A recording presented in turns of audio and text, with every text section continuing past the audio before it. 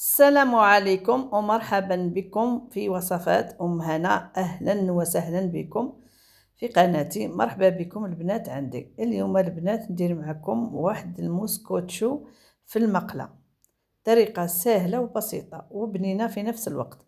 اتمنى تبعوا هذا لا فيديو وان شاء الله يلقاكم في احسن الاحوال، وما تنساوش غير لايك. وهيا بنا الى المقادير.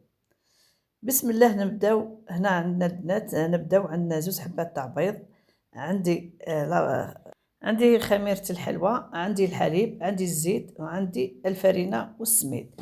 نبداو على بركة الله. هنا واش عندي؟ قلت لكم عندي 2 ملاعق تاع سكر، ما كثرش بزاف، وعندي 3 ملاعق تاع زيت ومع فرينة والسميد. نبداو دوك واش نديرو. دوك نكسروا البيض نحكموا. هنا درتها بزوج حبات تاع بيض. اذا بغيتوا ديروا اكثر من البيض تقدروا ديروا حتى 3 4 كما تحبوا على الكميه اللي تحتاجوا على المقله تاعكم. هنا فقط 2 حبات تاع بيض، ها نضربوهم مع السكر. هنا السكر عندي 2 ملاعق فقط. هنا ما كثرتش البنات السكر، علاه؟ لان حنعسلها، عندنا نشربها بالعسيله. وانتم كل واحد كما يبغي. تحبوا الحلاوه زيدوا في المقادير، من الاحسن ما تكثروا السكر بزاف.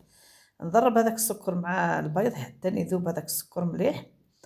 ونزيد هنا عندي 3 ملاعق تاع زيت، ما كثرتش بزاف لان الكميه اللي حنديرها. عندي المقله تاعي صغيره مش كبيره بزاف، وعلى حسب المقله. اذا كان المقله تاعك اكثر تقدري تزودي في المقادير. انا درت 3 ملاعق تاع زيت عادي تاع المائده. نزيد نضربوهم مليح. ومن بعد عندي الحليب درت كاس صغير مش بزاف، باش ما تجيناش سوائل بزاف فيها. حبيتها تكون ما تكونش فيها بزاف السوائل. هنا ضرب السكر مع الزيت حتى نشوف السكر تاعي بدا يذوب. الطريقه البنات راهي ما شاء الله. ديروها القهوه تاع الصباح الفطور، تجي تحفه وتجيكم سهله في 5 دقائق وانتم وجدتوها. درت رشه تاع ملح، لازم الملح نملحو ديما الحلويات تاعنا، ما كثروش نديرو رشه تاع ملح. هنا عندي الحليب، شوفوا تقريبا كاس تاع حليب، ماهوش بزاف، كاس صغير ماهوش كبير بزاف. نضربو مليح مليح حتى نشوفو تخلط كامل في بعضهم. هنا دوك كي نكملهم مليح واش نديرو. دوك هنا جبت الفرينه.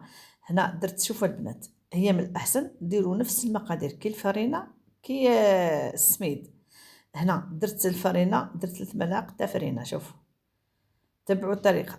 هنا درت 3 ملاعق تاع فرينه، وزيدوا لها 2 ملاعق او 3 ملاعق تاع سميد. انا درت ملعقه واحده ومن بعد زدت عاودتها جاتني خفيفه، زدت لها 2 ملاعق اخرى. درت 3 ملاعق تاع سميد و3 ملاعق تاع فرينه. ودرت الخميره تاع الحلوى. هنا ما درتش لافاني، كان عندك لافاني ديري لافاني او قشور الليمون كما تحبي. نضربهم مليح مليح مليح حتى نشوف الخليط تاعي متماسك، ما يكونش جاري بزاف، شويه يكون عاقتوي مش بزاف بزاف. خلطي بالعقل. هنا كان شتي جاري هنا زيدي له. هنا جاني شويه خفيفه البنات، زدت له 2 ملاعق تاع سميد. هنا راني ما شاركتهاش معكم. المهم تبعوا المقادير كما نقول لكم. ضربي مليح حتى نشوف الفرينه تاعك تحلت مع الحليب ورجعت جاريه هكا، جات خفيفه. هنا جاني شويه الخليط تاعي جاري، هنا زدت له باش تجيكم هذا المسكوتشو تاع المقله يجيكم، ما يجيكمش جاري خفيف بزاف. شوفوا هنا زدت تقريبا 2 ملاعق مش معمرين بزاف تاع سميد. درت تقريبا، شوفوا 3 فرينه 3 سميد. شوفوا الكميه هذه هي. درك جبت انا هنا عندي مقله او قميله او اي حاجه عندكم، ديروا لها الزيت وديروا لها الفرينه. هبط هذاك الخليط تاعي كامل في المقله او في الفرينه.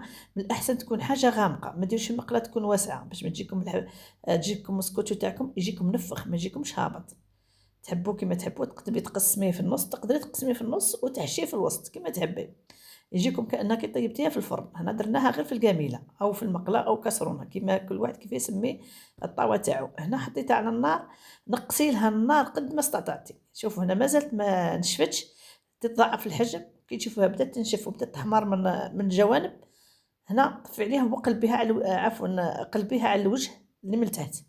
هنا خرجتها البنات من الفرن، من هبطتها من القميله او المقله. هنا جبت شويه كاوكاو مهشهش، درته على المسكوتشو تاعنا. هنا درت لها العسل، عندي عسيله شربتها بالعسيله. انا ما كثرتش العسل بزاف، غير شربته غير قليل من فوق. حبيتو ديروا الشربات ديروا الشربات واش ديروا كاس تاع ماء وديروا كاس تاع سكر، تقريبا كاس سكر، وحطوه على النار حتى يذوب هذاك السكر وشربوا به المسكوتشو تاعكم.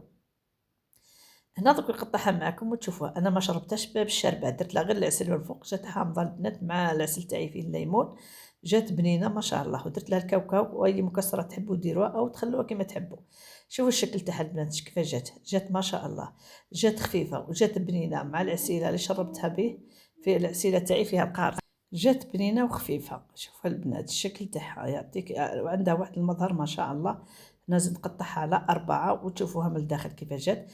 قلت لكم اذا بغيتوا تشربوها بالعسيله تقدروا تشربوها. شوفوا ديروا لها، قلت لكم كيما قلت لكم ديروا السكر والماء وخلوه حتى يطيب وشربوا بها تجيكم معسله. انا ما حبيتهاش البنات تكون معسله. شوف كيفاش جات خفيفه، جات كانها طابت في الفرن. شوف كيفاش جات خفيفه البنات ما شاء الله، وبنينه ورطبه. تشربي بها قهوه تاع الصباح في 5 دقائق وانت وجدتيها. انا درتها في الفطور تاع الصباح. شوفوا البنات جات ما شاء الله، جات روعه. وسيرتوا البنات اذا كان جاك ضيف على غفله تقدري توجديها في 5 دقائق وانت حطيتيها مع الفطور تاع الصباح او قهوه العصر وانت سلكتي راسك. وهذا هو الشكل النهائي. شوفوا البنات جات ما شاء الله، جات خفيفة، جات كأنها خبز. تحفة. نتمنى غير تعجبكم وتنال إعجابكم. ما تنساوش اللايك، ونشكركم بزاف اللي تتبعوني وتشاهدوني. نقول لكم ربي يحفظكم ويخليكم ليا، وفرجة ممتعة، ومع السلامة إلى الملتقى إن شاء الله.